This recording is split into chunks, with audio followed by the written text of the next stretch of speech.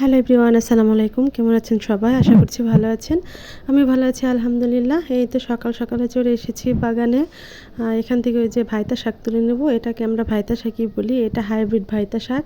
আমরা গ্রামে যেরকম দেখছি আগে কালাই খেতে, তারপরে হচ্ছে গম খেতে এই শাকগুলো হয়ে থাকে, কিন্তু মানে প্রযুক্তি এতটা উন্নত হয়ে গেছে, এখন সব কিছু হাইব্রিড পাওয়া যায়।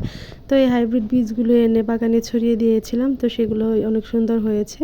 এই যে দেখতে পাচ্ছেন, সাথে আমার মেয়েও আছে। আমি বাগানে শাক তুলবো আর সাথে আমার মেয়ে আসবে না, সেটা তো হতেই পারে না। তো মা মেয়ে দুইজনে খুবই সুন্দর করে শাকগুলো তুলে নিচ্ছি। এই শাকটা আমার খুবই পছন্দ, এই জন্যই আমি হচ্ছে এটা কিনে এনে লাগিয়েছি। তো হয় একবার লাগাইলেই হয়, এগুলো যখন বড় হবে বীজ পড়বে সেগুলো থেকে প্রতি বছর এমনিতে গাছ হয়, প্রতি বছর নতুন করে গাছ লাগাইতে হয় না। তো শাকগুলো তুলে বাসায় চলে এসেছি, সুন্দর করে এগুলো ধুয়ে কেটে এই যে রান্না করে নিতেছি। এই শাকটা খুবই মজা, যারা খেয়েছেন অবশ্যই কমেন্টস করে জানাবেন। ধন্যবাদ সবাইকে ভিডিওটি দেখার জন্য। আল্লাহ হাফেজ।